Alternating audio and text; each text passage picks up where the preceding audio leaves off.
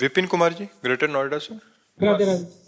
राधे राधे महाराज जी। महाराज जी, आपने हमें सिखाया कि हर किसी में भगवान का अंश है और समदृष्टि समभाव रखना चाहिए, लेकिन गुरुदेव इस कलयुग में चाहे समाज हो, प्राइवेट जॉब हो, पॉलिटिक्स, हर जगह झूठ, कपट और स्वार्थ भरा है। सही बात बोलने पर भी लोग विरोध करते हैं, अच्छाई को मजाक उठाते हैं। ऐसे में कैसे समभाव रखा जाए? हाँ, कलयुग का तो प्रवाह सतयुग, त्रेता, द्वापर और कलयुग ब्रह्मा जी के चार पुत्र हैं।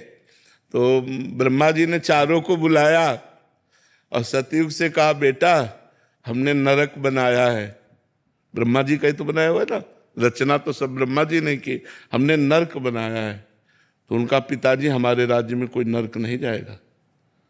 तो त्रेता से कहा, त्रेता ने कहा, बड़े भैया जैसा कह रहे वैसा ही हमारे भी आचरण होंगे। द्वापर से कहा, द्वापर ने कहा आज्ञा पालन की कोशिश करूंगा। जब कलयुग से कहा तो कलयुग ने कहा, पिताजी जैसे बड़े भैया ने कहा हमारे राज्य में कोई नरक नहीं जाएगा, ऐसे वादा करते हैं हमारे राज्य में कोई स्वर्ग नहीं जाएगा। क्यों? पापाचरण, झूठ, कपट जिससे नरक जाने वाला है, वो सब आचरणों की बाहुल्यता है। उसी आचरणों की बाहुल्यता आप देख लीजिए।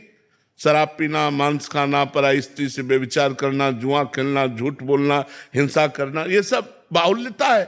तो इस बाहुल्यता में आपको बचाना है, ना कि उस नरक के प्रवाह में बह जाना है। हमको सत्य से चलना, चाहे हमें लोग गाली दें, चाहे लोग हमें साथ ना दे, लेकिन सत्य का साथ परमात्मा देता है। असत्य के सैकड़ों साथी हो सकते हैं। एक आदमी शराब पीता था, गंदे आचरण करता था, गुंडई करता था, तो 20 लोग उसका सम्मान करते थे और 20 लोग अपने दरवाजे पे बैठालते थे।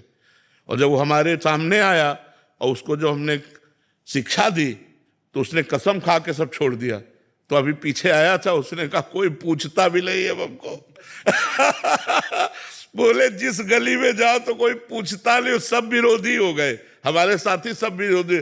तो संसार, हम सही कह रहे हैं, संसार ऐसा है। और अगर सीधा आदमी है, धर्म से चलता है, तो उसके उपहास किया जाएगा। कलयुग का ऐसा धर्म है, लेकिन हमको चाहिए कि हमें अपने धर्म से चलना चाहिए। लोग गाली दें, उपहास करें, लेकिन भगवान हमारा साथ देंगे।